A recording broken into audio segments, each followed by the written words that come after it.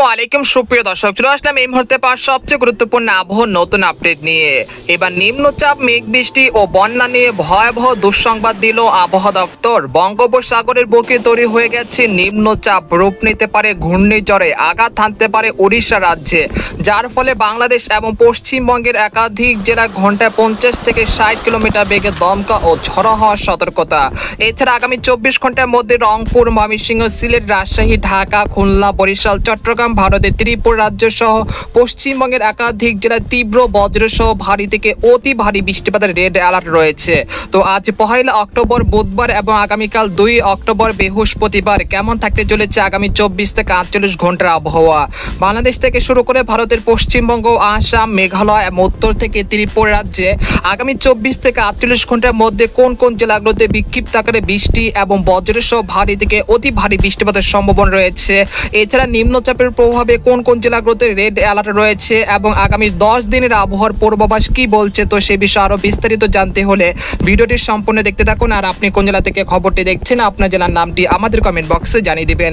আর সবার আগে সর্বপ্রথম সেটি খবর জানতে আমাদের চ্যানেলটিকে সাবস্ক্রাইব করে রাখুন। এবার জেনে নেওয়া যাক এক নজরে। যেমন সরাসরি ইউরোপিয়ান যে বৃষ্টিপাত রয়েছে সেখান থেকে আপনারা দেখতে পাচ্ছেন যে ইতিমধ্যে নিম্নচাপের প্রভাবে দেশের বিভিন্ন অঞ্চলে বজ্রবাহী মেঘের সঞ্চালন হচ্ছে, যেগুলো আজ মধ্যরাতের মধ্যে দেশের 8 বিভাগের 64 জেলা তীব্র বজ্রসহ ভারী থেকে অতি ভারী বৃষ্টিপাত ঘটাতে পারে।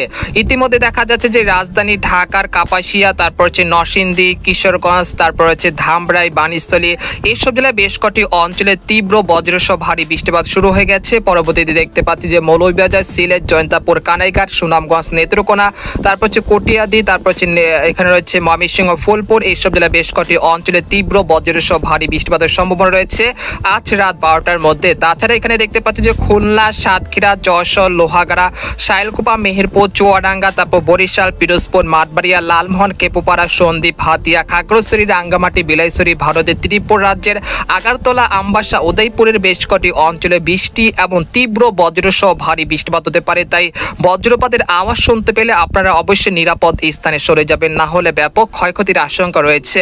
এরপর আমরা রাত 2টার দিকে চলে আসার পর দেখতে পাচ্ছি যে এখানে অতি তীব্র বজ্রসহ ভারী বৃষ্টিপাতের সম্ভাবনা লক্ষ্য করা যাচ্ছে রাজশাহী, চাঁপাইনবাবগঞ্জ, মহাদেবপুর, আদামদিঘি, আক্কেলপুর, পেতনিখোলা, তারপর রয়েছে সিংড়া, তারপর হচ্ছে তারাস, এখানে হচ্ছে লালপুর, পাবনা, তারপর হচ্ছে নাগারপুর, শাইলকুপা, মেহেরপুর, চুয়াডাঙ্গা, তারপর ফরিদপুর, রাজধানী ঢাকা, কাপাসিয়া, এখানে হচ্ছে কুমিল্লা, ফরিদগঞ্জ, চাঁদপুর, বরিশাল, তারপর চট্টগ্রাম, সীতাকুণ্ড, খাগড়াছড়ি, এইসব জেলার বেশ কটি অঞ্চলে অতি তীব্র বজ্রসহ ভারী থেকে অতি ভারী বৃষ্টিপাতের সম্ভাবনা রয়েছে।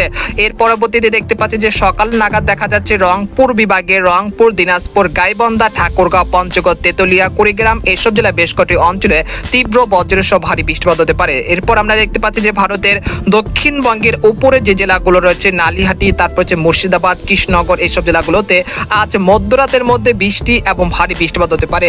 এরপর আমরা দেখতে পাচ্ছি যে ভারতের ত্রিপুরা রাজ্যতেও বৃষ্টিপাতের সম্ভাবনা লক্ষ্য করা যাচ্ছে। তারপর 1 অক্টোবর চলে আসার পর দেখতে পাচ্ছি যে দেশের দক্ষিণাঞ্চল থেকে মধ্য অঞ্চলে কিন্তু মেঘের আনাগোনা বৃদ্ধি পেতে শুরু করেছে। একই সঙ্গে বঙ্গোপসাগরে ঘনীভূত হতে শুরু করেছে শক্তিশালী নিম্নচাপ, যেটা আগামী 48 ঘন্টার মধ্যে গভীর নিম্নচাপ থেকে ঘূর্ণিঝড়ের রূপ নেওয়ার আশঙ্কা রয়েছে এবং সেটা ভারতের দক্ষিণ ওড়িশা থেকে পশ্চিমবঙ্গের যে কোনো উপকূলে ল্যান্ডফল করতে পারে। এই সময় বাতাসের সর্বোচ্চ গতি থাকতে পারে ঘন্টায় 45 থেকে 60 কিলোমিটার গতিবেগ। তো আমরা দেখতে পাচ্ছি যে 2 অক্টোবর এর প্রভাবে দেখা যাচ্ছে দেশের 8 বিভাগের 64 জেলাতে ভারী বৃষ্টিপাতের সম্ভাবনা রয়েছে। তাই অবশ্যই আপনারা পূর্ব প্রস্তুতি নিয়ে রাখবেন। তো আমরা দেখতে পাচ্ছি যে 1 অক্টোবর সকালের দিকে দেখা যাচ্ছে যে দেশের ঢাকা বিভাগের রাজধানী ঢাকা, মুন্সিগঞ্জ, ফরিদপুর, নাগারপুর, কাপাসিয়া, কিশোরগঞ্জ, এইসব জেলার আকাশ আংশিক মেঘলা থেকে পরিষ্কার থাকতে পারে। একই সঙ্গে 2-1 পশলা বৃষ্টিপাত হতে পারে সকালের দিকে।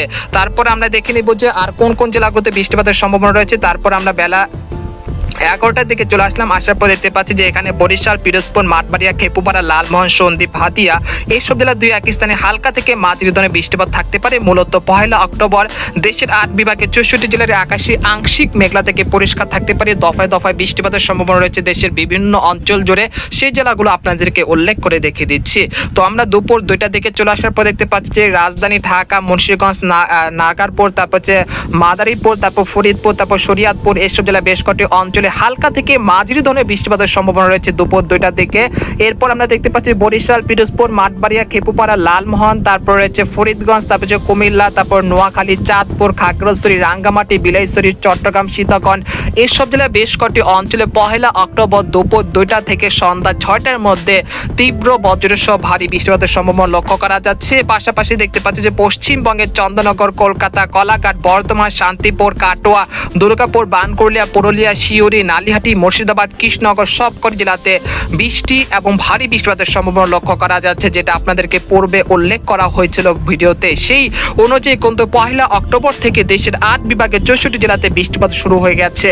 তো আমরা দেখতে পাচ্ছি যে সন্ধ্যা 6টার দিকে দেখা যাচ্ছে যে চট্টগ্রাম, বরিশাল বিভাগের বেশ কয়েকটি অঞ্চলে ঘন্টায় 30 থেকে 35 কিলোমিটার বেগে দমকা ও ঝড়ো হওয়ার সাথে হালকা থেকে মাঝারি ধরনের বৃষ্টিপাতের সম্ভাবনা লক্ষ্য করা যাচ্ছে। সন্দ্বীপ, হাতিয়া, মতিরাট, ফরিদগঞ্জ, লালমোহন, খেপুপাড়া, মাঠবাড়িয়া, পিরোজপুর, বরিশাল, খুলনা, সাতক্ষীরা, শ্যামনগর। এরপরে দেখতে পাচ্ছি চট্টগ্রাম, কক্সবাজার, কুতুবদিয়া, মহেশখালী, টেকনাফ এসব জেলাগুলোতে বৃষ্টিপাত কিন্তু শুরু হয়ে গেছে নিম্নচাপের প্রভাবে এবং বঙ্গোপসাগর বেশ উত্তাল থাকায় দেশের সকল সমুদ্র বন্দরগুলোকে 3 নম্বর স্থানীয় সতর্ক সংকেত আসতে পারে 1 অক্টোবর দুপুর 2টা থেকে। তো আপনারা যারা মাছ ধরার ট্রলার নিয়ে গভীর সাগরে যেতে চাচ্ছেন তারা উপকূলের কাছাকাছি থেকে সাবধানতার সাথে চলাচল করবেন, না হলে বিপদের সম্মুখীন হতে পারেন। তারপর আমরা রাত 11টার দিকে চলে আসার পর দেখতে পাচ্ছি যে খুলনা, বরিশাল বিভাগে বেশ কয়েকটি অঞ্চলে লাগাতার বৃষ্টিপাত কিন্তু চলছে। এছাড়া আমরা দেখতে পাচ্ছি যে সংযুক্ত হচ্ছে রংপুর, ময়মনসিংহ, সিলেট বিভাগের বেশ কয়েকটি অঞ্চলে রাত 11টার দিকে হালকা থেকে মাঝারি ধরনের বৃষ্টিপাতের সম্ভাবনা রয়েছে। পাশাপাশি দেখতে পাচ্ছি যে উত্তরবঙ্গের আলিপুরদুয়ার, কোচবিহার, জলপাইগুড়ি, শিলিগুড়ি, গোয়ালপাড়া, গুয়াহাটি, শিলং এইসব জেলাগুলোতে তীব্র ভারী বৃষ্টিপাতের সম্ভাবনা লক্ষ্য করা যাচ্ছে 1 অক্টোবর রাত 2টার দিকে।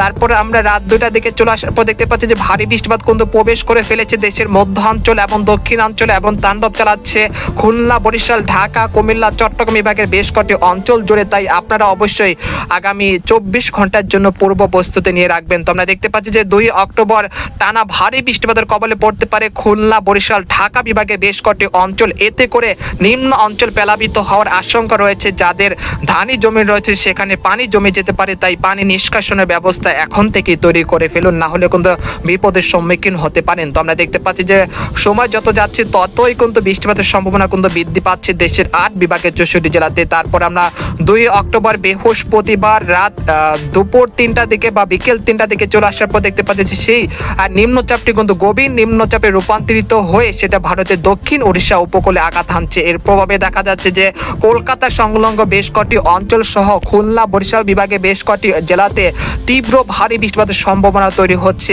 দুপুর 2টা থেকে রাত 12টার মধ্যে। তারপর 3রা অক্টোবর শুক্রবার চলে আসার পর দেখতে পাচ্ছি রংপুর, ময়মনসিংহ, রাজশাহী, ঢাকা বিভাগ এবং বরিশাল, খুলনা বিভাগে বেশ কয়েকটি অঞ্চলে তীব্র ভারী বৃষ্টিপাত কিন্তু অব্যাহত রয়েছে এবং এই বৃষ্টিপাত লাগাতার চলতে পারে আগামী 6 সেপ্টেম্বর পর্যন্ত এবং 7 সেপ্টেম্বর থেকে এই বৃষ্টিপাতের প্রবণতা ধীরে ধীরে কমে আসতে শুরু করবে ইনশাআল্লাহ।